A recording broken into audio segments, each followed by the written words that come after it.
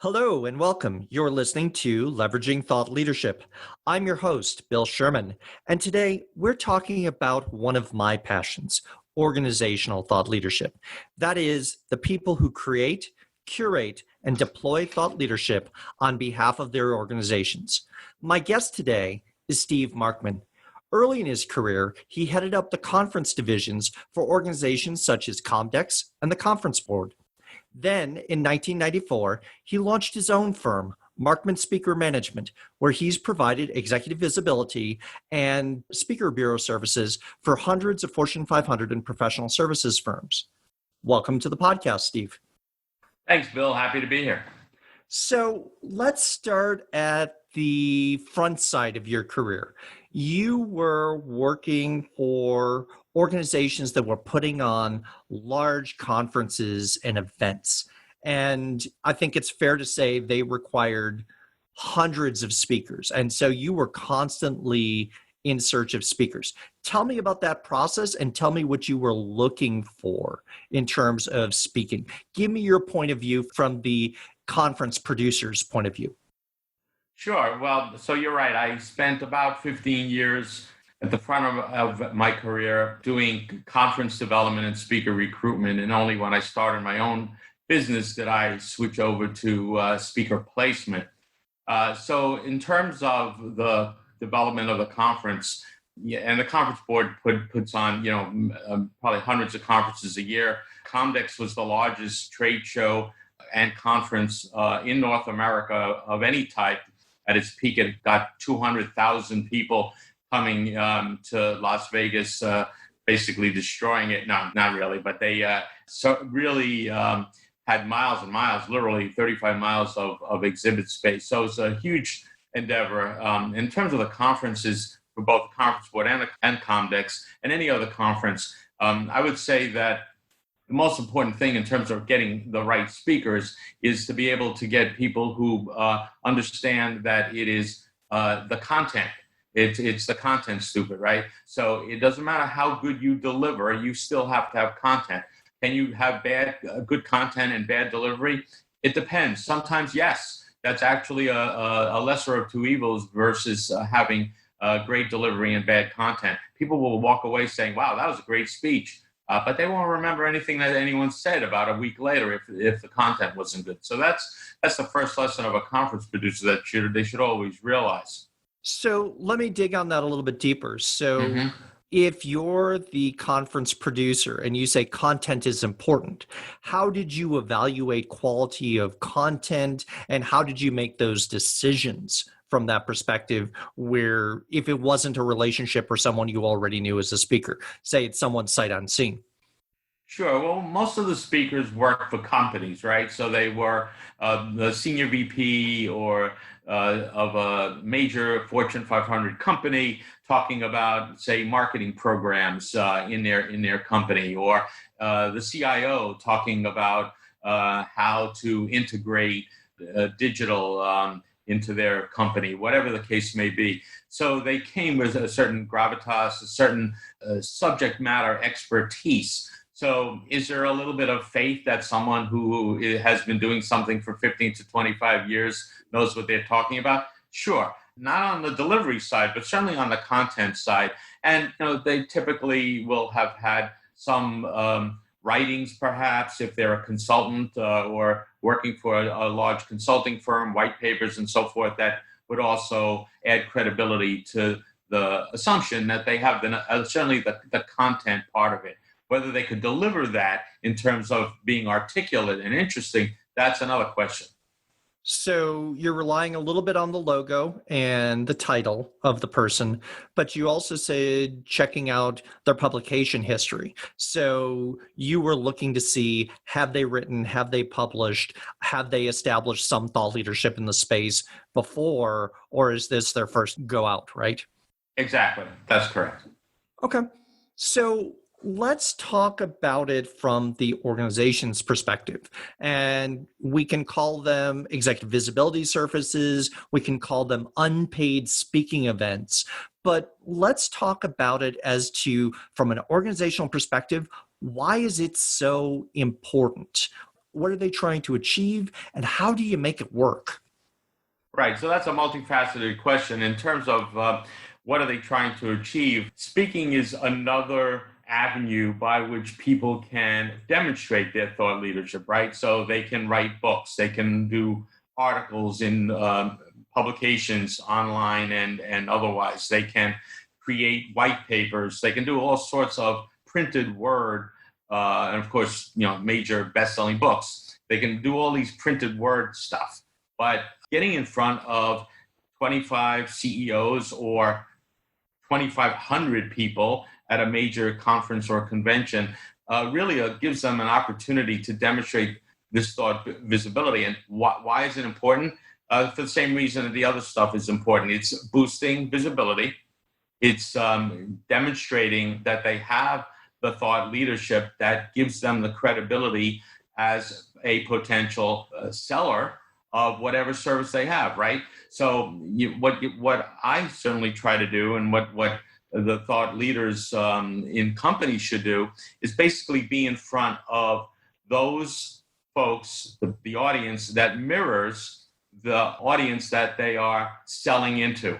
So are they talking to the right people, meaning their customers, their clients, or partners, anyone that is a stakeholder in having them listen to a talk that will have some impact?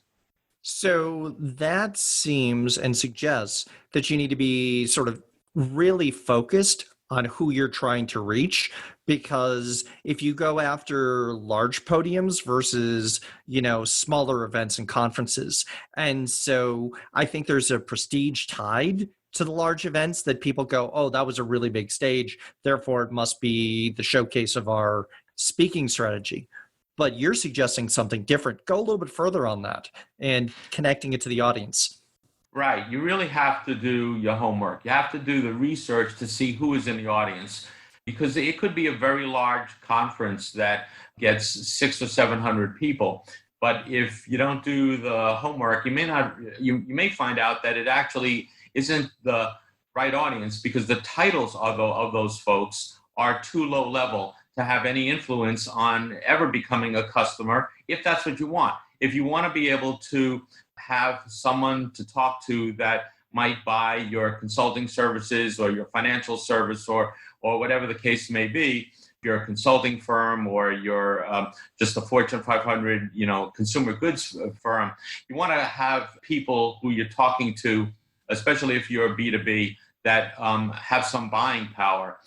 So talking to, say, analysts, a room full of analysts or young people right out of college may not be who you want to speak to. On the other hand, a college audience may be absolutely the right audience for you if the purpose of the talk is to create some sort of message and influence, right? So if you want to influence an audience through your thought leadership by talking about your opinions of what you think someone should do, as opposed to, here's a speech number 37 on what company XYZ is doing this year. If it's something that is societal, for example, then you may want to have as broad a spectrum in the audience as you can get, from kids right out of college all the way up to the CEO and the board of directors. So you've worked with a lot of organizations and you've talked about different objectives. You've talked about standing on stage to try and connect with buyers. You've also talked about using the podium to influence how people think and act. From your perspective, as you look back, what's that sort of mix? Is it 50-50? Which one takes precedent, or are there others as well as objectives? Sure. I would say that most of the companies that have hired me over these 26 years, since I started my business, have been a combination of objectives, but it's mostly to boost visibility as a way to generate business leads long term. So it's not somebody isn't going to buy a bushel of XYZ that you happen to bring in, right? It may be 2 or 3 years later when someone says, oh, you know what, I'm doing a major strategy change for my company, and we need someone to come in and talk about strategic maneuvers or change management or business transformation. And I remember the speech that I heard at the business transformation conference that Forbes gave, whatever the case may be. So generating business leads, boosting visibility, and by the same token, boosting brand. And by the way, it could be personal brand as well as a company brand, as well as thought leadership. It's sort of all combined, because even if it's just trying to influence people, in the end, the truth of the matter is, we all know the businesses are in business to sell something, to make a buck, right? So while they're doing that, if they can also talk about something that they may want to influence, that's great. And that probably was about maybe 25% of the clients that I've had. But most of them want to, for one reason or other, boost visibility in front of potential customers, clients, and partners. And the media. Media is also very important. Because media are influencers. So exactly. If we look at it, one of the things that you mentioned is the sense of a time horizon that, are you looking to monetize in the next quarter, or are you looking to build a relationship over 2-3 years for that phone call to come in, like you mentioned? If you are enjoying this episode of Leveraging Thought Leadership, please make sure to subscribe. If you'd like to help spread the word about the podcast, please leave a 5-star review and share it with your friends. We are available on Apple Podcast, Spotify, and all major platforms, as well as at leveragingthoughtleadership.com. Let's talk about strategy here then. If you're putting together a executive visibility program for your organization, what sort of strategy, what sort of questions should you be asking that you're saying, okay, we've got this talent, we have the subject matter experts, we have people who have amazing content and stories. Where do you start with strategy on something like that? The first thing that I would do is get a point person, right? So this should be the responsibility of one person, in my opinion, in the company, who is the person. They could be, in a number of different departments. They could be in business development. They could be in marketing, PR. They might be in, more and more common, a thought leadership department. But 1 or 2 people should be the limit for the person who is really undertaking this initiative, so that they are able to get all the research done.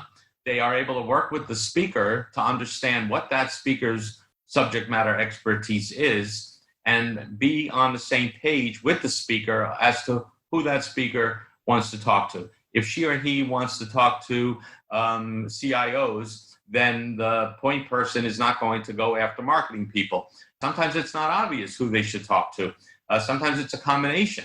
Sometimes it's for very senior level people only, and then there's another talk that may be for everybody, right? So you tailor the talk to the audience and vice versa. And that's really important. And that's why the paid speakers is a completely different business, because paid speakers are in it to get paid. That's it, plain and simple. Can do that in 5 words.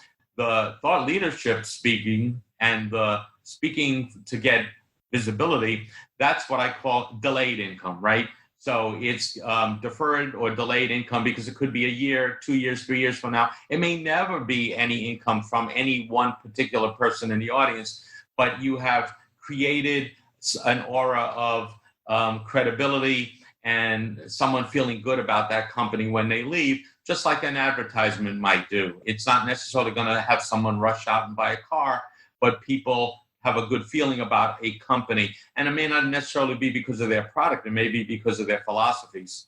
So let's push a little bit further on that question in terms of strategy. So as you look at an organization, from your experience, when you start working with folks, how many are working proactively against a strategy versus they've got a strategy where there's a handful of events they've always spoken at, they send whoever needs to go to that event, and it's sort of plug and play, that it's sort of like automatically repeated? Talk about that process of transformation from we speak here because we've always spoken here to let's actually build this out and develop our visibility. Right. So up until COVID, there were a gazillion conferences. Now there are only a half a gazillion conferences because everything has gone virtual. But there's still a ton of speaking opportunities out there. And I bring that up only because there are so many events that sometimes, to my surprise, the clients who I work with, and I've worked with Bank of America and PayPal and Ropes and Gray, big law firms, et cetera, consulting firms, they don't always know where they should be speaking. They're busy doing their job. They're working, right? Mm-hmm. So they don't have time to go to conferences. Now, you tell them that you want to speak at a conference, that's a different story. They're going to make time because it's part of their job and it's something that's going to help the company. So what I'm basically saying, Bill, is that they usually come to me with a very short list of 2 or 3 events that they have, that they know about and that have a good reputation. And then I find another 50 events that could be all anywhere in the world if they're open to, speaking in the days when people got on planes, and they're open to speaking anywhere because that is exactly what they need. They need to broaden their horizons and see what's out there. There are a ton of really good conferences that are put on by associations, universities, nonprofit organizations, and for-profit conference companies who are in the business of conferences that many people don't even know exist, and they are perfectly suited for the particular company that wants to speak. So one of the things that I think you point out nicely is there's a constant demand for speaking that's unpaid. And there's a nice analogy that these conference producers are much like journalists. They've got a deadline, they've got to have speakers, and they've got to put product in front of an audience, right? And whether you're a journalist or a conference producer, you've got to fill that time. You can't just leave it be empty.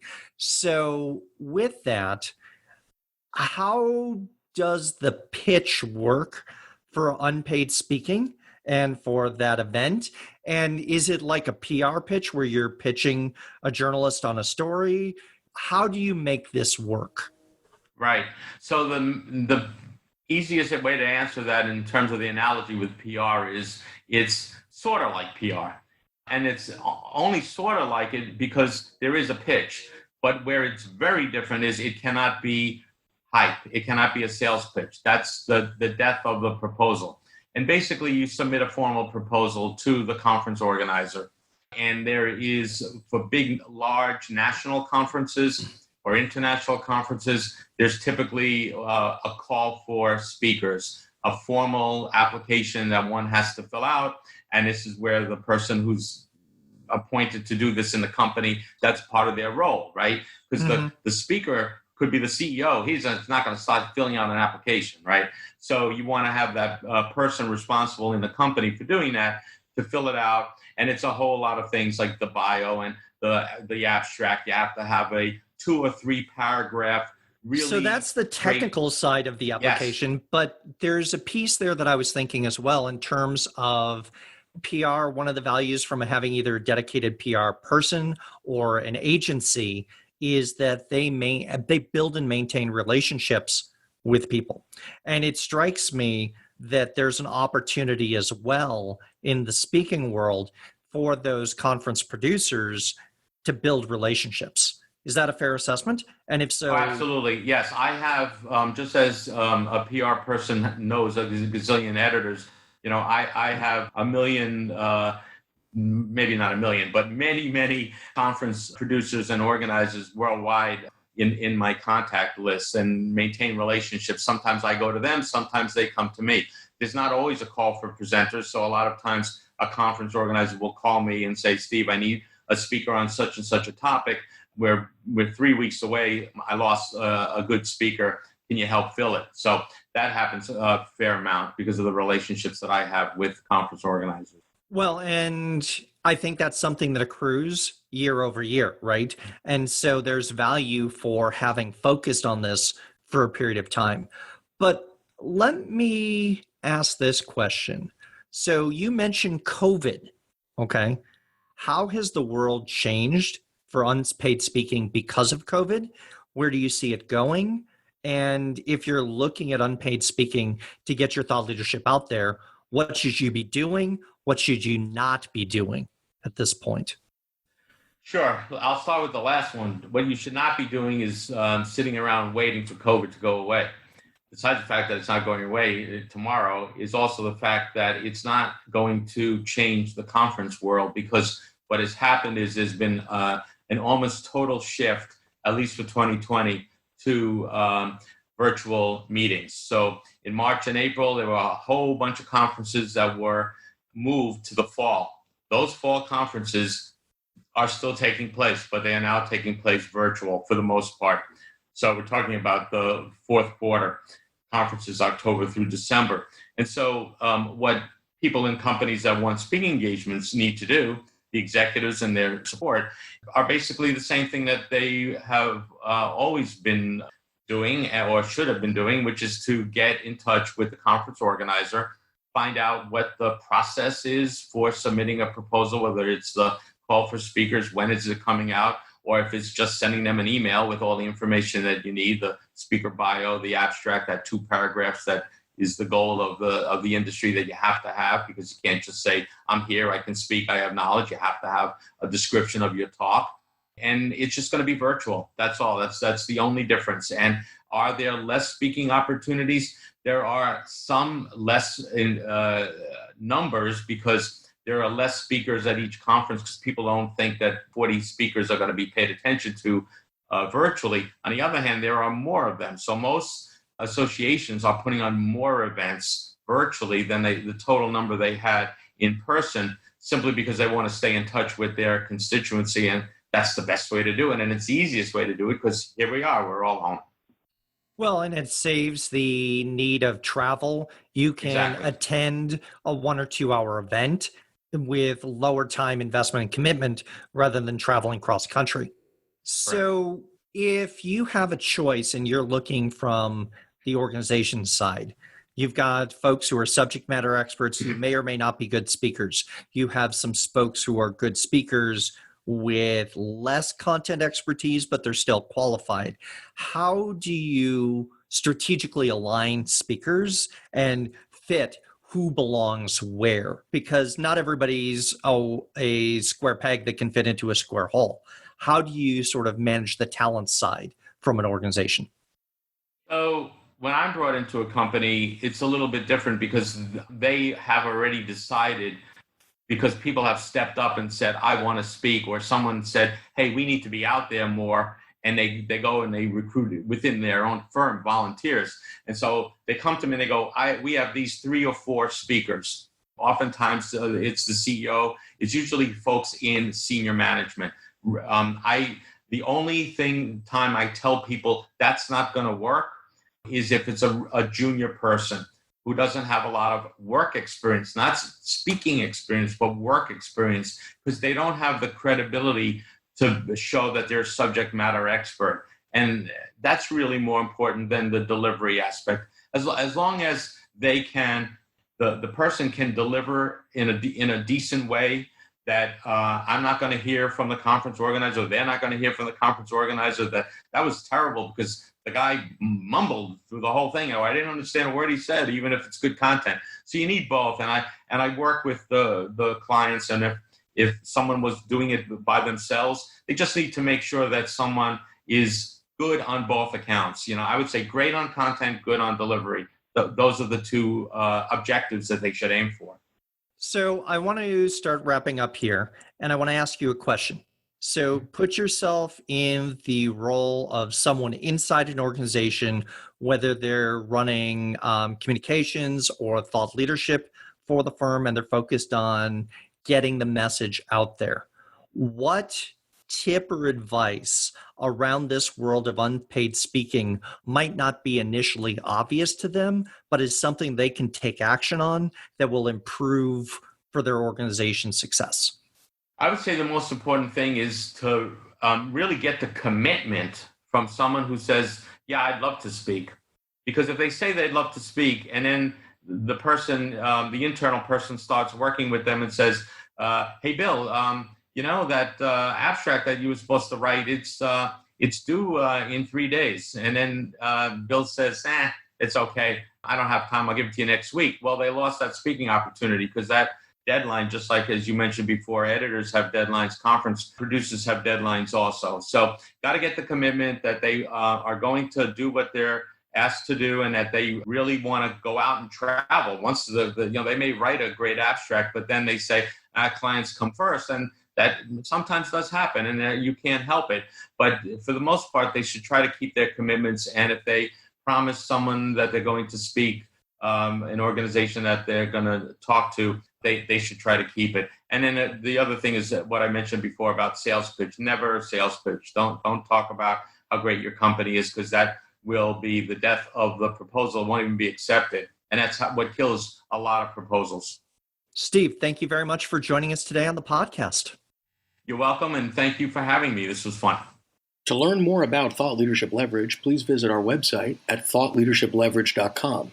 To reach me directly, feel free to email me at peter@thoughtleadershipleverage.com. And please subscribe to Leveraging Thought Leadership on iTunes or your favorite podcast app to get your weekly episode automatically.